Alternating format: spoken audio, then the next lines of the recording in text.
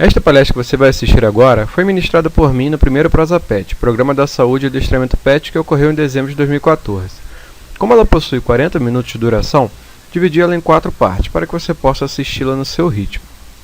Caso você não tenha visto alguma das partes, os links para elas estarão na descrição desse vídeo.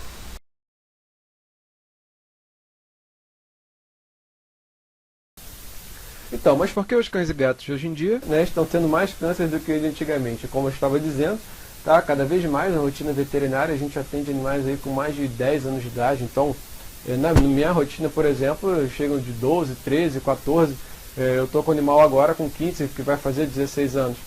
Então, assim, isso está cada vez mais comum. Tá? Antigamente a gente não tinha essa idade assim como média de atendimento. Tá? Hoje em dia isso já passou a ser uma realidade e acontece cada vez mais. Provavelmente você em casa deve ter um animal mais velho ou conhece alguém que tenha um animal com mais de 13 anos, 14 anos de idade.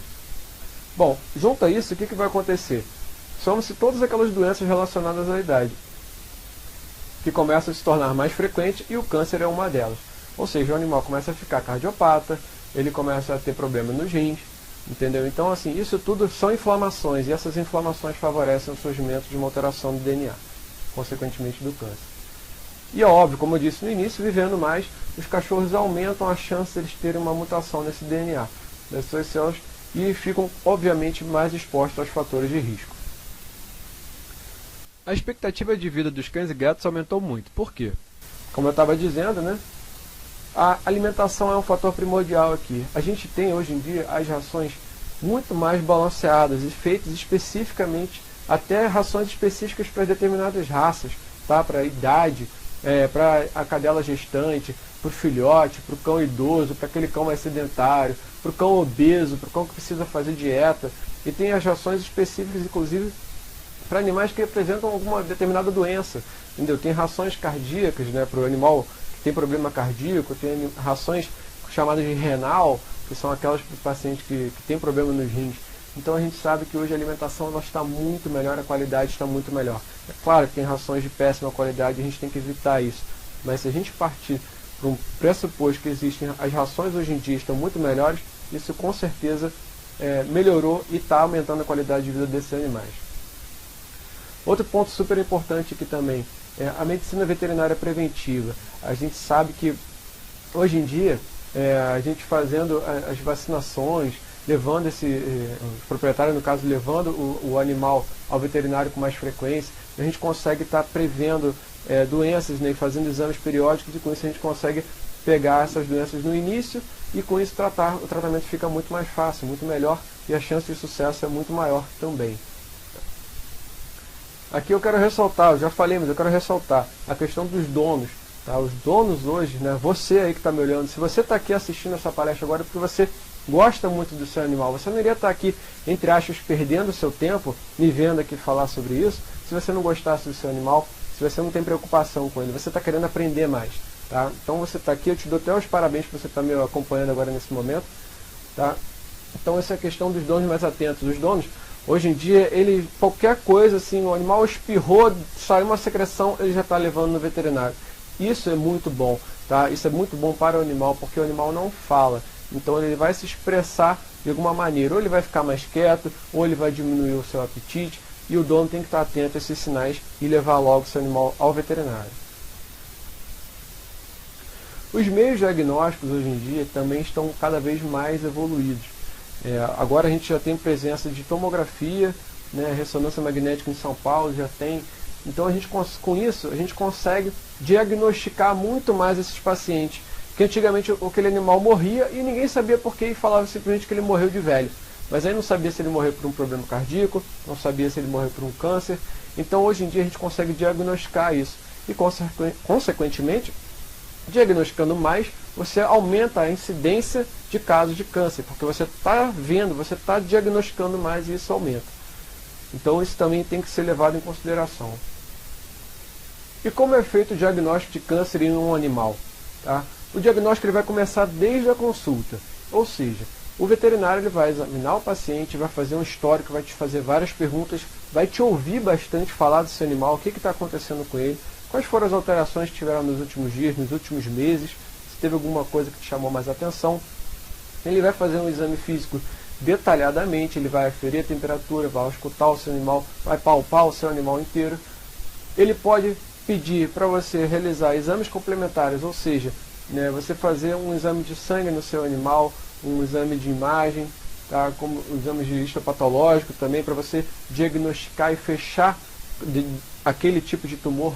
Você saber com que você está lidando é super importante. Então, esses exames complementares, né, de imagem de sangue, de histopatológico, eles são fundamentais para você poder abranger, né, o seu paciente como um todo e saber exatamente o que ele tem, ou pelo menos chegar o mais próximo disso. E quais são os tipos de câncer que costumam ocorrer com a maior frequência? Em cães, a gente já sabe que o tumor de pele ele é o mais comum, ele é o mais frequente. Então é aquele nódulozinho de pele, tá, que está ali, que às vezes você não percebe, o animal começa a lamber, e aí depois você te chama a atenção isso, você olha, tá, é só uma feridinha. Aí você deixa ali, acha que é só uma ferida, espera uma semana, continua aquela ferida lá e tal, e isso é um problema.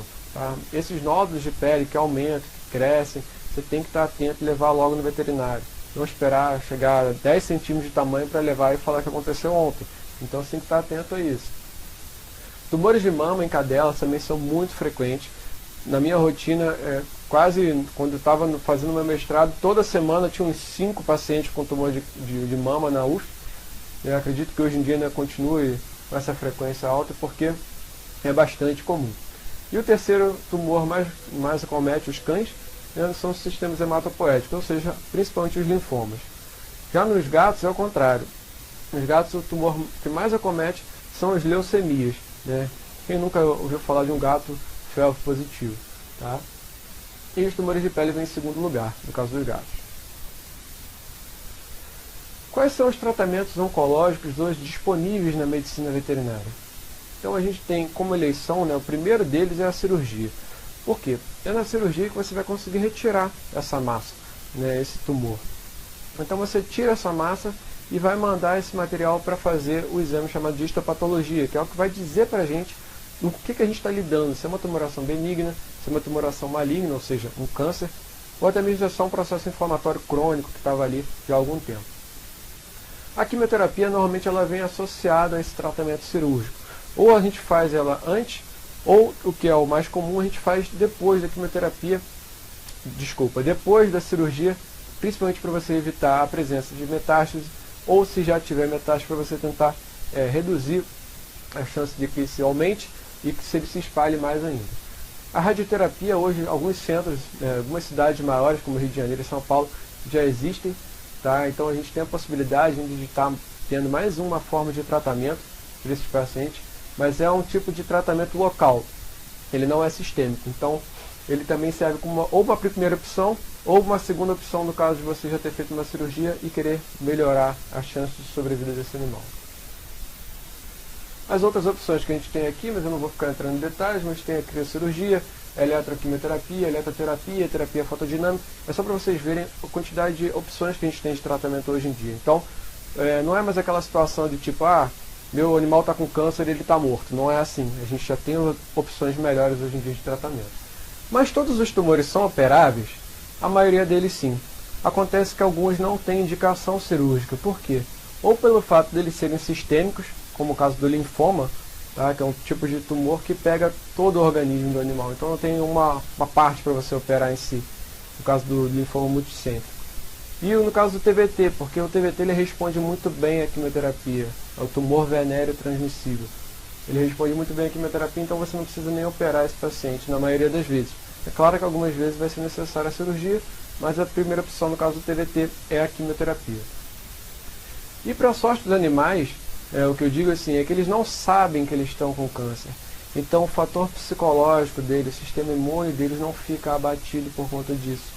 Tá? Se eles estão se sentindo bem, se eles não estão com dor e tal, eles ficam bem. Se eles não apresentam efeitos colaterais da quimioterapia, eles ficam bem e para eles está tudo ok. Agora, o que eu acabei de falar, né? A questão dos efeitos colaterais. Se traz os mesmos efeitos colaterais da quimioterapia realizada nos seres humanos em cães e gatos. Acontece que sim, só que a gente tem uma vantagem aqui, porque os efeitos colaterais em medicina veterinária eles vão ser menores Afinal de contas, a dose que a gente usa, né, aqui, ó, as doses são muito menores do que aquelas usadas em humanos. E, consequentemente, os efeitos colaterais também são menores. E a gente sabe, eu vou botar esse slide aqui, para chamar a atenção daquelas pessoas que nunca tinham ouvido falar que um animal poderia fazer quimioterapia. Então, assim, eu botei esse slide falando assim: você sabia que cães e gatos também fazem quimioterapia contra o câncer? E aqui a segunda observação é o seguinte: para aquelas pessoas que já sabem que o animal faz quimioterapia, que um cão e gato pode fazer quimioterapia contra o câncer, lembrar que esses efeitos colaterais são muito menores, porque essas pessoas elas têm aquele preconceito, né, que a gente chama assim de pré-conceito mesmo, que é de achar que qualquer animal que for fazer quimioterapia vai ficar muito mal, vai ficar, né, vomitando, vai ficar com diarreia, e não é verdade. A grande maioria deles não tem ou tem efeitos colaterais muito brandos, tá? É diferente dos humanos.